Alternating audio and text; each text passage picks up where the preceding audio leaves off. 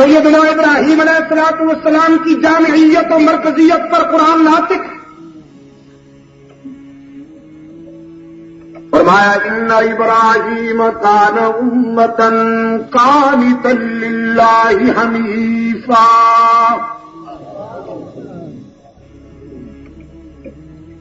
ان ابراہیم کان نبی کان رسولا نہیں، وہ تو تھے، اس میں تو کوئی شک نہیں۔ قرآن ابراہیم کان امۃ قانتا للہ حنیفا، ابراہیم ایک فرد ہونے کے باوجود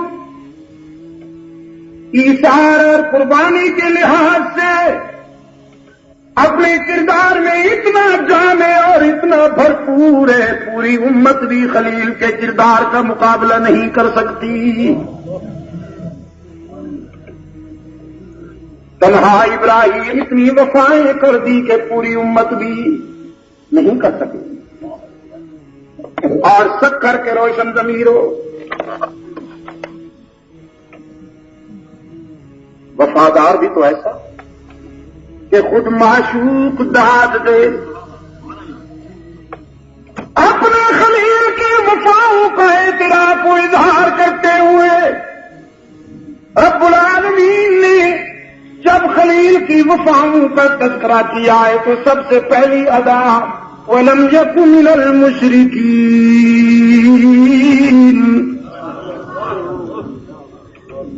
میرا ابراہیم ہر جائی نہیں یک جائی تھا، دوستی میں کھرا تھا میرا خلیل۔ وَلَمْ يَكُ مِنَ الْمُشْرِكِينَ، شرک کرنے والا، یاد رکھنا سکر کے روشن ضمیروں، منو من تنو تن عبادت، اگر شرک کی چنگاری لگ جائے تو روئی کی طرح جل جاتی ہے، اور منو من تنو تن خطائیں اور گناہ اگر توحید کا آب حیات مل جائے تو تریاک بن جاتا ہے۔ شرک سے بچنا، اللہ بچائے تمہیں، اللہ سے ہی والا تعلق جوڑنا، بھی سے بچتے رہنا۔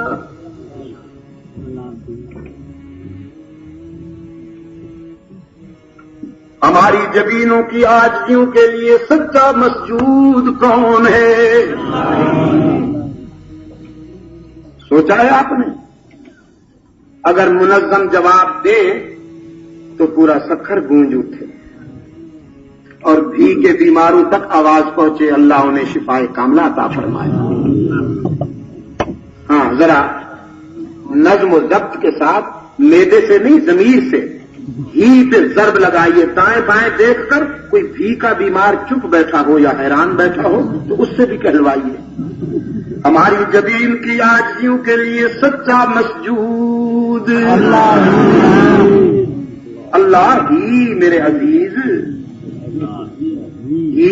قرآن کریم نماز کی ہر رکعت میں کہلواتا ہے ایاک نعبد وَإِيَّاكَ نَسْتَعِينُ، ہم تیری ہی عبادت کرتے ہیں اور کرتے رہیں گے، جزاکم اللہ۔ ہم تجھ سے ہی مدد مانگتے ہیں اور مانگتے رہیں گے۔ انسانی جبین کی عاجزیوں کے لیے سچا مسجود، وہ جو دور ہیں تا حد نظر، پتہ نہیں کتنے دوست ہیں،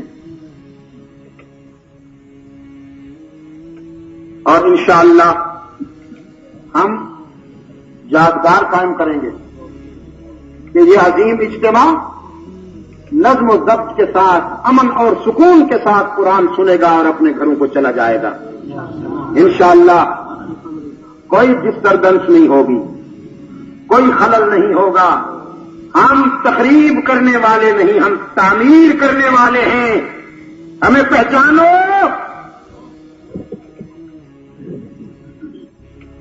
ہمیں پہچانو، ہمارا راستہ نہ روکو، چوکیداروں کو روکو گے تو چوروں کی بن آئے گی۔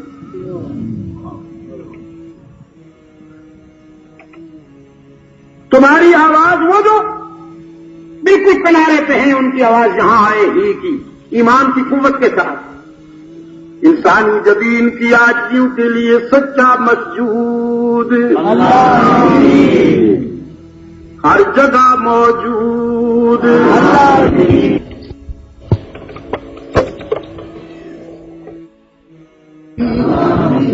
یونس نے کس سے مدد مانگی، ابراہیم نے کسے پکارا، اسماعیل کا مشکل کشا کون، یعقوب کو بیٹے سے ملانے والا، آنکھوں کو روشنی لوٹانے والا، یوسف کو کنان کے کنویں میں بچانے والا، بازار مصر میں بکنے والے کو تخت مصر پر بچھانے والا، موسیٰ نے کسے پکارا، قادر کو یا عبد القادر کو، رحمان کو یا عبد الرحمان کو، عبداللہ کو یا اللہ کو۔ تو یہی بات تو ہم سمجھا رہے ہیں، تمہیں ہضم نہیں ہوتی۔ مشکل کشا کون؟ اللہ بیماروں کو شفا کا عملہ عطا فرمائے، پھر نہیں چڑھیں گے۔ وہ بیماری میں منہ کا ذائقہ خراب ہو جائے تو سیب بھی کڑوا لگتا ہے۔ جنہیں گھی کا مرض لائق ہو گیا ہے انہیں گھی کا شہد بھی کڑوا لگتا ہے۔ جب صحت ٹھیک ہو جائے گی تو پھر انشاءاللہ انہیں بھی ایمان میں سکون آئے گا، تقویت آئے گی، روح میں تسکین آئے گی۔ میرے عزیز دوستوں، اس مکتب فکر کو اللہ سلامت رکھے۔ ولی اللہ قافلے کے رضاکاروں کا یہ فرض منصبی ہے، انتظامیہ کا فرض ہے کہ وہ خرد و نوش کی اشیاء میں ملاوٹ کرنے والوں کو پکڑے۔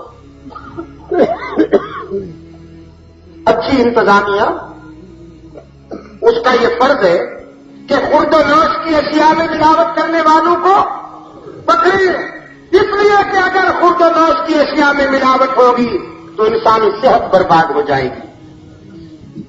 ولی اللہ قافلے کے رضاکاروں کا بھی یہ فرض منصبی ہے کہ وہ دین میں ملاوٹ کرنے والوں کا تحفظ کریں۔ خرد و نوش کی اشیاء میں ملاوٹ ہوئی تو جسم خطرے میں پڑے گا، دین میں ملاوٹ ہوئی تو ایمان خطرے میں پڑے گا۔ توحید میں شرک کی ملاوٹ کرنے والوں کا تحفظ جاری رہے گا انشاءاللہ۔ سنتوں میں بدعات کی ملاوٹ کرنے والوں کا تحفظ جاری رہے گا۔ ختم نبوت کے قذاب، ردائے ختم نبوت کو تار تار کرنے والوں کا تحفظ جاری رہے گا۔ اور حکمرانوں، اگر تمہاری سمجھ میں بات آتی ہے تو آؤ اس جہاد میں تم بھی ہمارے ساتھ شامل ہو جاؤ۔ اس ملک کی تقدیر بدل جائے گی، اس ملک کی تقدیر بدل جائے گی۔